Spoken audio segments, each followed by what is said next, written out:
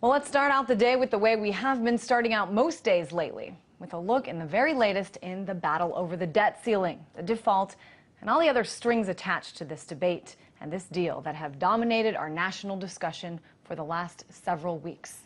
Now, within the bill, a plan to cut budget deficits by $2.1 trillion in the next 10 years.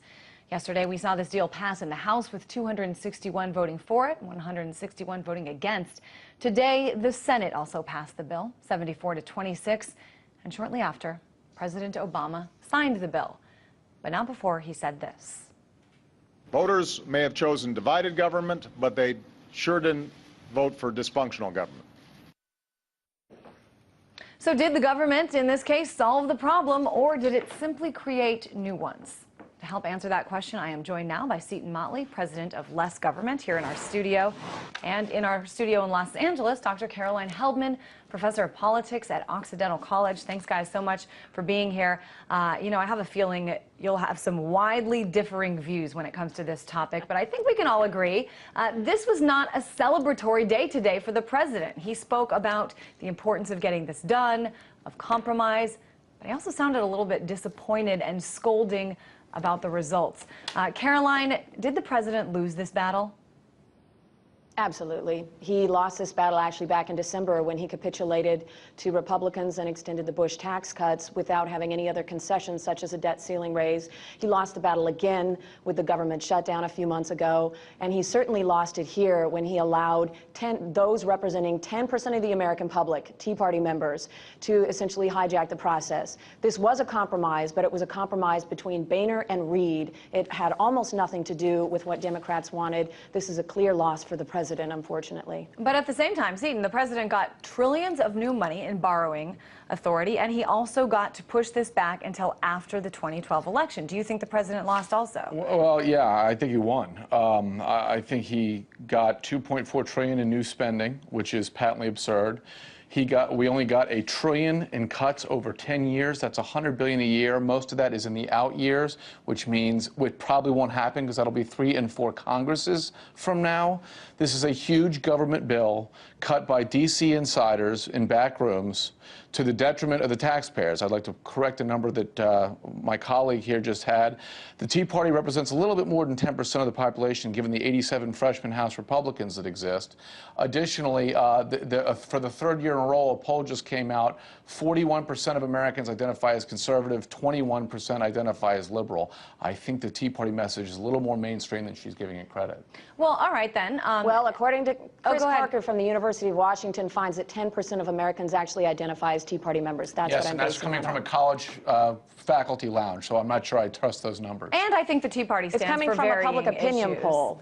The Tea Party stands for varying issues, though, and certainly some people can agree with some of them, but the main are spending and repealing Obamacare. That's the main. Those are the main two. All right, so here's my question for both of you.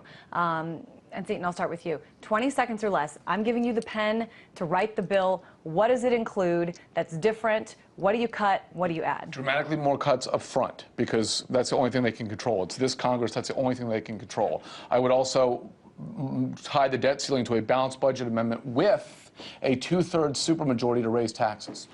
All right, Caroline, your turn. Well, if we hadn't seen dysfunctional government this time around, we'd certainly see it if we had a supermajority for a budget. But what I would do is get rid of our structural deficit problem by saying that the federal government can negotiate with prescription drug companies over drug prices, which jacked up our structural deficit problem when President Bush passed that a few years ago. B, I would get out of the wars in Iraq and Afghanistan. And C, I would restore tax rates on the wealthiest Americans, which would contribute $3 trillion over the next 10 years, all of which would address this issue. Which is nothing. $3 trillion over 10 years is $300 billion a year. That is one component of 3. It would address all of our structural deficit issues if we did that. Had we done that 10 years ago? Well, that's not true, because the economy wouldn't have grown, and it would have been less money from a smaller pie. The economy didn't grow. It was the slowest growth rate in 70 years under George W. Bush, and he implemented all 3 of those things. That's a totally fraudulent number. When Bush ran for re-election in 2004, the aggregate unemployment rate for the year of 2004 was 4.5%. 5%. I think we'd love to get back there at this point. The problem is you guys... We would, but that you're talking about something different. I'm talking about the growth of the economy. Yes, but again, you're playing with the numbers. For 7.5 years, his economy was very good. It crashed at the end because of Fannie Mae and Freddie Mac and government regulation of the housing industry. If you take it crashed because Wall Street started acting like a casino because we deregulated they were forced to at gunpoint under President Clinton. They were forced to at gunpoint starting with President Clinton and... Can I finish? Starting with, they were forced to at gunpoint by the CRA. I guess I can't finish. They were forced to. Well, not if you're going to bring up a lie, because the CRA accounts for 6%. All right, guys. The Community Reinvestment Act forced the bankers. 6% of no, they forced bankers as to a result of poison the world economy with all these forced at gunpoint bad mortgages, packaged up in with other mortgages that were poison pills all throughout the world, so that when the housing market went down, the government forced mortgages destroyed the global economy. I know there's a lot of people that would disagree with that, Seton, and that would say it was not enough regulation that really forced. If they weren't forced to make bad loans, this wouldn't have happened. I think that those are Christine. Those are all interesting points. Let's move on. I want to talk about, you guys are bringing up former presidents, you're bringing up lawmakers. What about the American people? I mean, if you look even at the latest Washington Post Pew Research poll and the way people looked at the negotiations over the past few weeks, these are the words that they're using. They're using words like stupid, ridiculous, disgusting, pathetic, and it looks like nationwide 72% describe them in negative terms, with just 2% using positive terms and 11% being neutral on this. Caroline, what does this say about the system here? I think that if there's anything that you two agree on, it's that this process was a little ugly. These lawmakers were elected to represent the people, and it doesn't appear that's what's going on.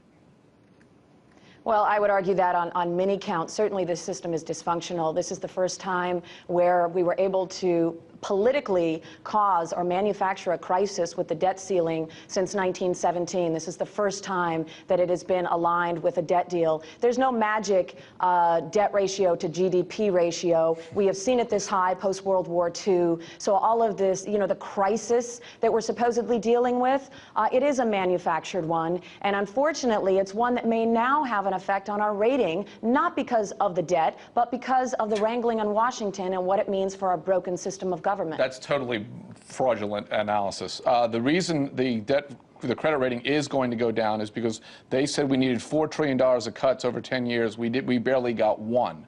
It's not about the debt ceiling. It's not about the wrangling in Washington. It's about us spending more money than we take in.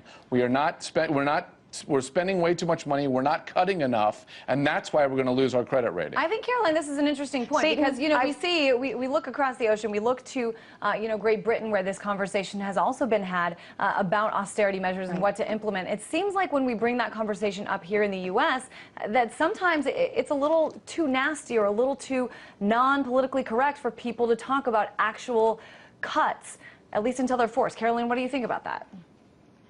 Well, I would agree with Seton that we do have a structural deficit problem. However, the big difference between Great Britain and the United States is Great Britain cannot coin the euro and have it have almost no effect. We have that ability to do that. That's why Putin got so angry at us, because we are the big economic bully. But we don't actually use that when we talk about the U.S. government being like a household. We don't have to balance our budget in the same way, and it is dishonest to say that we do. And it's generally done in the service of trying to get wealthy people tax cuts, which is precisely what we just saw.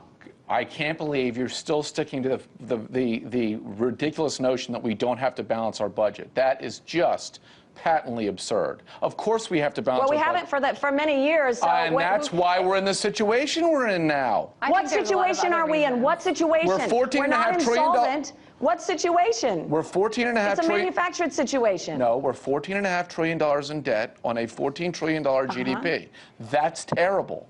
No stake. Why is that terrible? Tell me the magic number, Seton, please. Some economists because every dollar we borrow because every dollar the government borrows is from the same pool of money that entrepreneurs would otherwise borrow from, which would create jobs, create wealth, and actually grow the economy. But Seton, there's so many instances of some of these big companies getting tax breaks, of some of the mid-sized companies getting tax breaks, under the notion that they're going to create jobs, and they don't. But the other side of that that coin is the regulatory anvils that Barack Obama is dropping all over the economy, grabbing control of the internet with net neutrality, regulating applying cap and trade as if it were passed, even though it wasn't via the EPA, applying card check by the NLRB, even though it hasn't been passed. But a lot of these situations... These are regulatory assaults on the private sector that cause people to be uncertain and not hire people. Right, but I think the last 2 years... That is not what's happening, That's Seton. absolutely The what's last happening. 3 years are evidence happening. that regulation, when things become deregulated,